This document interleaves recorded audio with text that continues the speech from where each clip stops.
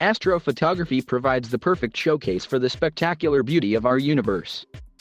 But while taking pictures of the night sky and celestial objects may seem like a daunting task for a photographer more used to snapping away in ideal light conditions, anyone can do it armed with the right techniques. Newsweek spoke to 3 award-winning astrophotographers who were all shortlisted for this year's Astronomy Photographer of the Year competition held by the Royal Observatory Greenwich in London. The trio, Benjamin Burkett, Stefan Lieberman, and Peter Faltotti, shared their top astrophotography tips.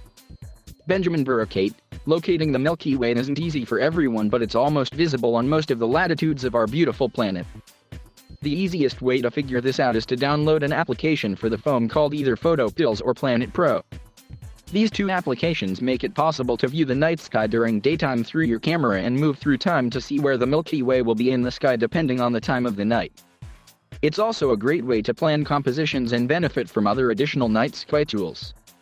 Stefan Lieberman: in general, the less light pollution there is, the better our Milky Way galaxy is visible. Places far away from big cities, on islands, and at high altitude are very suitable for astrophotography because of their low light pollution.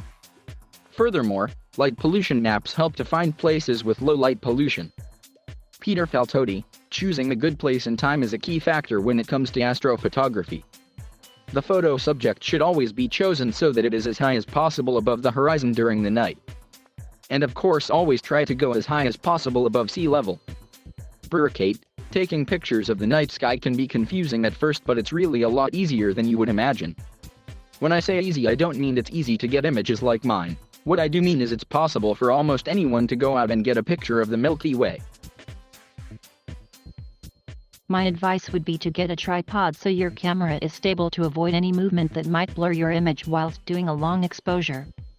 I also recommend using a wide-angle lens, to begin with, like a 14mm, 20mm, or 24mm. We need to use manual settings for this to work, and I will give you a rough example of settings you can use, to begin with. The first thing we need to figure out is the exposure time. It varies depending on the lens we use, and the way we figure this out is simple.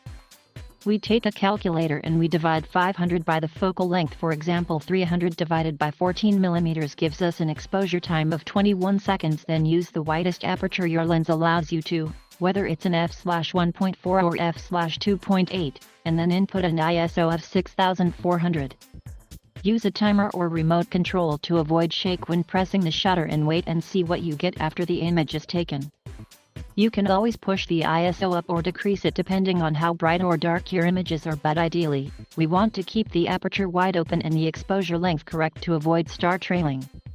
Lieberman: first of all, you need a low noise and big sensor in a lens with a wide open aperture to capture as much light as possible.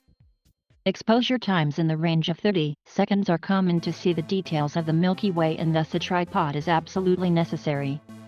ISO values in the range of 1600 to 6400, depending on the exact camera model, are recommended.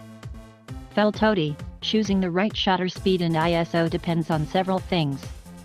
First, the brightness of the celestial background, which is determined by the degree of light pollution.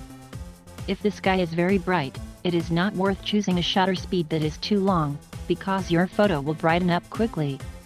In a sufficiently dark sky, the choice of shutter speed is only affected by how accurately we can track the rotation of the sky.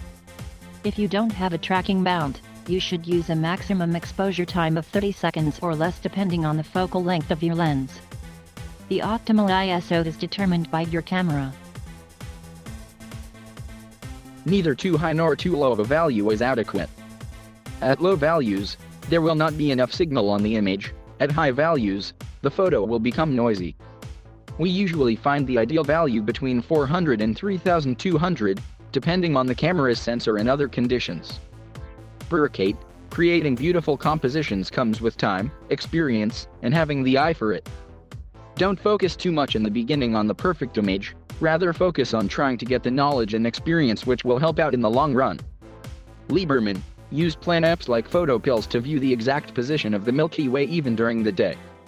This can be used to plan and implement interesting compositions of landscape and objects in the night sky. Otherwise, try out a lot during the night and let your creativity run free. Faltotti: remember that astrophotography is not only amateur astronomy but also photography. This is why it is worth considering the composition principles proven in traditional photography.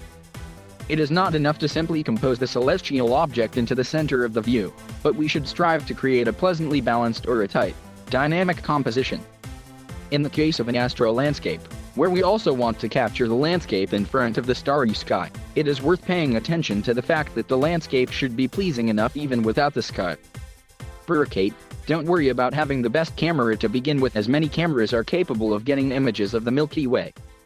It's even possible to use some smartphones these days, so chances are that old camera sitting in storage gathering dust actually still has some use and could possibly get you an image of the Milky Way. Lieberman, actually, it works with almost any digital camera and lens. Just hold it in the direction of the night sky and wait excitedly for the result. However, a tripod is indispensable so that nothing wobbles during long exposure times. Even current smartphones can take breathtaking pictures of the night sky. But if you want to perfect the image quality or look deeper into the universe, special equipment like a star tracker, telescope, and infrared modified camera is necessary.